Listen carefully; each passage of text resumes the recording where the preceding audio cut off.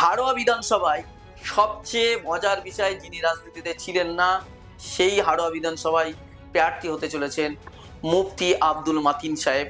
তিনি প্রার্থী হতে চলেছেন এবং হাড়োয়া বিধানসভায় তিনি যেমন প্রার্থী হচ্ছেন, তেমন বসিরহাট উত্তর বিধানসভা কেন্দ্রে সম্ভাব্য প্রার্থী ইমাম সংগঠনের নেতা মাওলানা বাকি বিল্লাহ। হ্যাঁ, 26 বিধানসভা নির্বাচন ইতিমধ্যেই ঘনিয়ে এসেছে। সূত্র মারফত আমরা যে খবর পাচ্ছি, আগামী সোমবার বা মঙ্গলবারে নির্বাচনের দিনক্ষণ ঘোষণা করতে পারেন নির্বাচন কমিশন। হ্যাঁ, এমনটা এই বিভিন্ন সংবাদ সূত্রে খবর পাওয়া যাচ্ছে।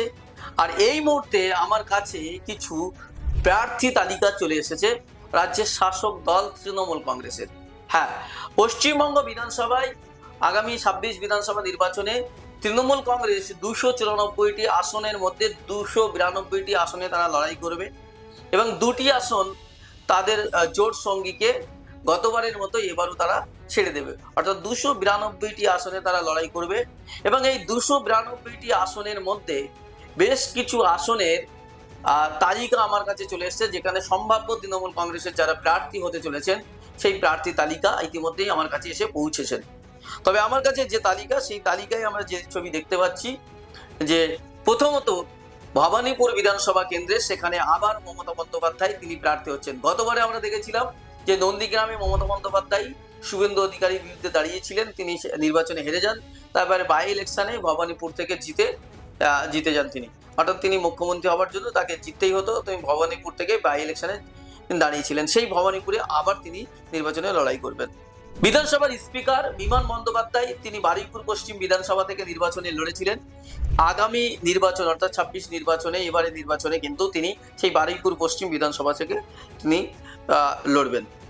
এবং কলকাতা বন্দর যে আসনটি, সেই আসনটিতে রাজ্যের মন্ত্রী তথা কলকাতার মেয়র ফিরহাদ হাকিম তিনি লড়াই করেছিলেন, তিনি রাজ্যের মন্ত্রী হয়েছেন, সেখানে জিতেছিলেন। 2026 বিধানসভা নির্বাচনের আগে একটা গুঞ্জন শোনা যাচ্ছিল তিনি রাজ্যসভায় যাবেন, তাকে আর বিধায়ক পদে প্রার্থী করা হবে না, এরকম একটা গুঞ্জন যাচ্ছিল। কিন্তু আমাদের কাছে যে তথ্য এসেছে, এই তথ্যটা যে কলকাতা বন্দর এই যে বিধানসভা আসন, সেই আসনে কিন্তু আবার ফিরহাদ হাকিম প্রার্থী হচ্ছেন, তিনি রাজ্যসভায় যাচ্ছেন না।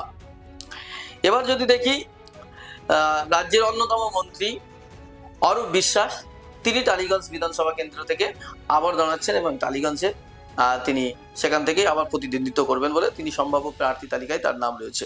দমদম বিধানসভায় সেখানে ব্যর্থ বসেছিলেন রাজ্যের শিক্ষামন্ত্রী, তিনি আবারও সেই দমদম বিধানসভা কেন্দ্র থেকে তিনি প্রার্থী হতে চলেছেন।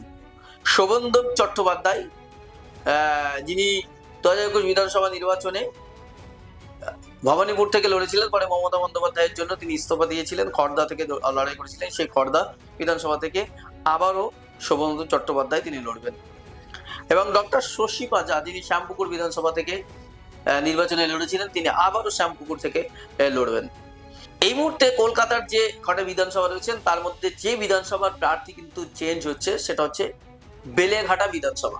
হ্যাঁ, বেলেঘাটা বিধানসভা, সেখানে যিনি ক্যান্ডিডেট ছিলেন তিনি এই মুহূর্তে অসুস্থ, তাকে আর বিধানসভায় টিকিট দিচ্ছে না তৃণমূল কংগ্রেস। আমাদের কাছে যা খবর, সেখানে সম্ভাব্য প্রার্থী জীবন সাহা, কাউন্সিলর, তিনি সম্ভাব্য সেখানে প্রার্থী হচ্ছেন বেলেঘাটা বিধানসভা।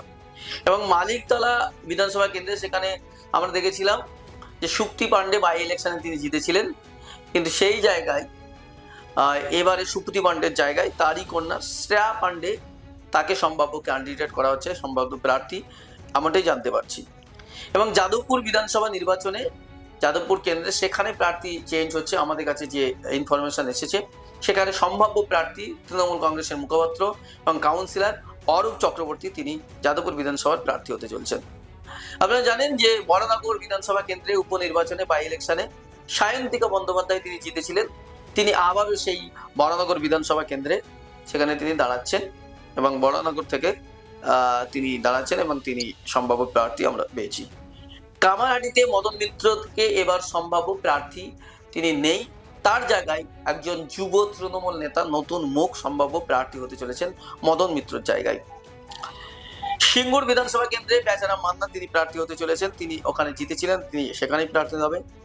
উত্তরপাড়া বিধানসভা কেন্দ্রে আমরা যেটা জানতে পারছি যে কাঞ্চন মল্লিকের জায়গায় সেখানে কিন্তু প্রার্থী চেঞ্জ হচ্ছেন, সেই কাঞ্চন মল্লিকের জায়গায় নতুন একজন শিল্পীকে সেখানে প্রার্থী করা হচ্ছে এবং সেই নাম এখনো গুঞ্জন হচ্ছে, সেই নামটা এখনো প্রকাশ্যে আসেনি।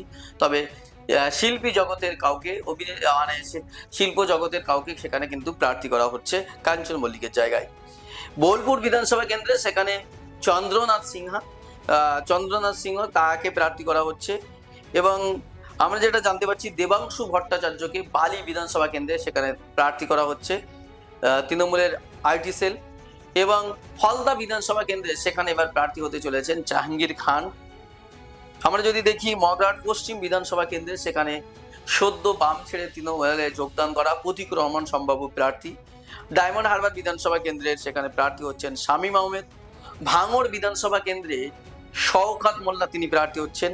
এবং ক্যানিং পূর্বে আরো একটা ইন্টারেস্টিং বিষয় হচ্ছে, ক্যানিং পূর্বে যেখানে বারুল ইসলামের সম্ভাব্য প্রার্থী তালিকায় ছিল, কিন্তু এই মুহূর্তে আমরা যেটা জানতে পারছি সেই জায়গায় শওকত মোল্লার কন্যা সেখানে ক্যানিং পূর্ব বিধানসভায় সেখানে তিনি প্রার্থী হচ্ছেন, সম্ভাব্য প্রার্থী। তাপস চ্যাটার্জি রাজারহাট নিউ টাউনে তিনি প্রার্থী হচ্ছেন। এবং রাজারহাট গোপালপুর বিধানসভা কেন্দ্রে সেখানে আদিশি মুন্সি সম্ভাব্য প্রার্থী, আদিতি মুন্সি। এবং আমডাঙ্গা বিধানসভায় তৃণমূল কংগ্রেসের সম্ভাব্য প্রার্থী হচ্ছে কাশেম সিদ্দিকী, পীরজাদা কাশেম সিদ্দিকী। হাড়োয়া বিধানসভায় সবচেয়ে মজার বিষয়, যিনি রাজনীতিতে ছিলেন না সেই হাড়োয়া বিধানসভায় প্রার্থী হতে চলেছেন মুফতি আব্দুল মাতিন সাহেব, তিনি প্রার্থী হতে চলেছেন। এবং হাওড়া বিধানসভায় তিনি যেমন প্রার্থী হচ্ছেন, তেমন বসিরহাট উত্তর বিধানসভা কেন্দ্রে সম্ভাব্য প্রার্থী ইমাম সংগঠনের নেতা মাওলানা বাকি বিল্লাহ। হ্যাঁ, এরকম কিছু তথ্য আমাদের কাছে এসেছেন এবং সেই তথ্য আপনাদের কাছে জানিয়েছি। হয়তো কিছু বিষয় আপনাদের মনে হতে পারে যে এরকম নতুন নতুন নাম, হ্যাঁ এরকম নতুন নতুন অনেক নাম এসছে এবং যারা সম্ভাব্য প্রার্থী, মুসলিম ক্যান্ডিডেট প্রচুর চেঞ্জ হচ্ছে এবং নতুন অনেক মুসলিম ক্যান্ডিডেট এখানে তৃণমূলের সম্ভাব্য প্রার্থী তালিকায় আমাদের কাছে এসছে এবং পরবর্তী ধাপে আরও তালিকাগুলো আপনাদের কাছে জানাবো। তবে এই যে তালিকা প্রকাশ করেছি, এই তালিকা কিন্তু তৃণমূল কংগ্রেস এখনো প্রকাশ করেনি। আমরা বিভিন্ন সূত্র মারফত, বিভিন্ন তথ্যের ভিত্তিতে যে তথ্য পেয়েছি সেই তথ্য মারফত আপনাদের কাছে তথ্য জানালাম যে এই সম্ভাব্য প্রার্থী এবং বাকি আরও বিধানসভাগুলির যে সম্ভাব্য প্রার্থী কারা হচ্ছে সেই তথ্য অবশ্যই আপনাদের জানাবো। আপাতত এখানেই শেষ করছি।